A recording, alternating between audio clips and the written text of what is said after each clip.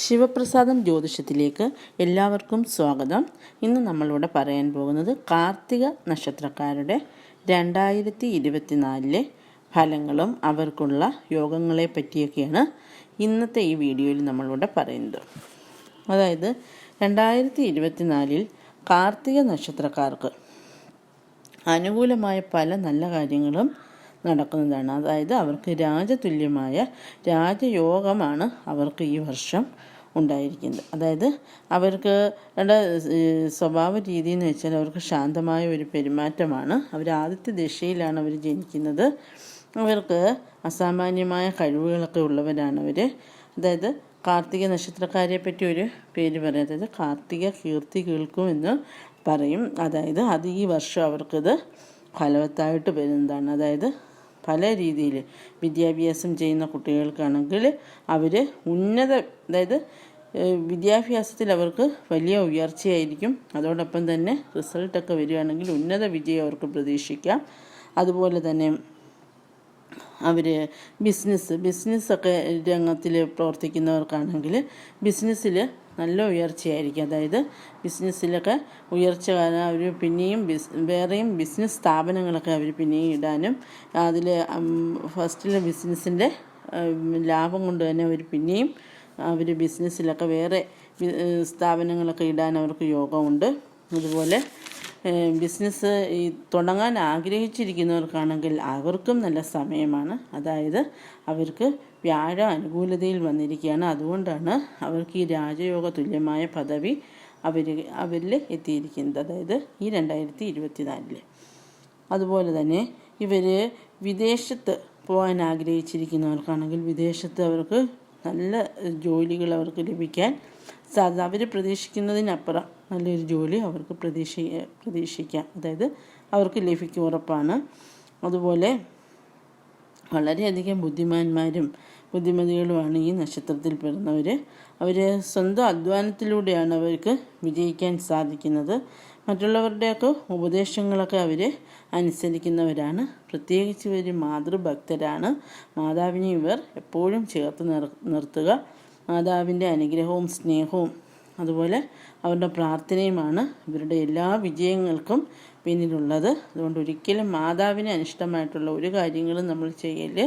അതുപോലെ ഈ നക്ഷത്രക്കാർക്ക് നല്ലത് വരുമ്പോൾ രാജയോഗ തുല്യമായ പദവി വരുന്നതിലൂടെ ഇവരുടെ മാതാവിനും നല്ല ഉയർച്ചയായിരിക്കും. അതായത് മാതാവിനും നല്ലൊരു ഭാഗ്യമാണ് ഉണ്ടാകുന്നത്. അതുകൊണ്ട് വീട്ടിലായാലും ഒരു നല്ല സന്തോഷകരമായ ഒരു കുടുംബ അന്തരീക്ഷം ഉണ്ടാകുന്നതാണ്. അതുപോലെ ഇവർക്ക് എല്ലാ മാസവും ഒക്കുമെങ്കിൽ നമ്മുടെ പക്കപ്പിറന്നാളിൻ്റെ അന്ന്, അതായത് മാസത്തിൽ കാർത്തിക നക്ഷത്രം വരുന്ന ആ ദിവസം സുബ്രഹ്മണ്യ സ്വാമി ക്ഷേത്രത്തിൽ ഒരു പഞ്ചാമൃത അഭിഷേകം നടത്താൻ ഇവർ ശ്രദ്ധിക്കുക.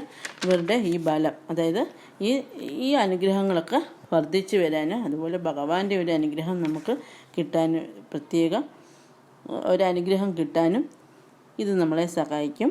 അതുപോലെ തന്നെ മറ്റുള്ളവരുടെ കുറേ കളിയാക്കലുകളും കുറ്റപ്പെടുത്തലുകളും ഒക്കെ അനുഭവിച്ചിട്ടുള്ള നക്ഷത്രക്കാരാണ് ഇവർ.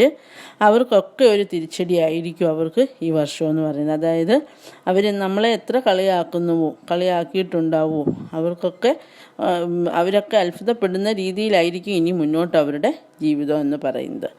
അതുപോലെ പിന്നെ എല്ലാവർക്കും ഇങ്ങനെ വരണമെന്നില്ല. അത് ചാരവശാൽ ഇപ്പോൾ നമ്മുടെ ഗ്രഹനിലയും കൂടെ പരിശോധിക്കേണ്ടതാണ്. അതുപോലെ തന്നെ വാഹനങ്ങളൊക്കെ വാങ്ങാൻ ഇവർക്ക് യോഗമുണ്ട്. അതുപോലെ ലോട്ടറി അടിക്കാനും ഇവർക്ക് ഭാഗ്യം കാണുന്നുണ്ട്. അതായത് ലോട്ടറി എടുക്കുമ്പോൾ ഇടയ്ക്കിടയ്ക്കൊക്കെ എടുക്കാനൊരു ശ്രദ്ധിക്കുക. അതായത് ലോട്ടറി എടുക്കാൻ നമുക്ക് അടിക്കില്ലല്ലോ, അതുകൊണ്ട് ലോട്ടറിയൊക്കെ ഇടയ്ക്ക് എടുക്കാൻ ശ്രദ്ധിക്കുക. അതുപോലെ കുടുംബത്തിൽ മംഗളകർമ്മങ്ങളൊക്കെ നടക്കാൻ സാധ്യതയുണ്ട്. അതായത് കുഞ്ഞുങ്ങളുടെ നൂലുകെട്ട്, വിവാഹം, അതുപോലെയുള്ള മംഗളകർമ്മങ്ങളൊക്കെ കുടുംബത്തിൽ നടക്കാൻ സാധ്യത കൂടുതലാണ്. അതുപോലെ അതായത് എന്തെങ്കിലും കേസ്, അതുപോലെ കോടതി വ്യവഹാര കാര്യങ്ങളിൽ എന്തെങ്കിലും ഏർപ്പെട്ടിട്ടുണ്ടെങ്കിൽ അതിൽ നമുക്ക് അനുകൂലമായ ഒരു വിജയം ഉണ്ടാവുന്നതാണ്. പിന്നെ ദാമ്പത്യ സൗഖ്യം ഇവർക്ക് കൂടുതലായിരിക്കും.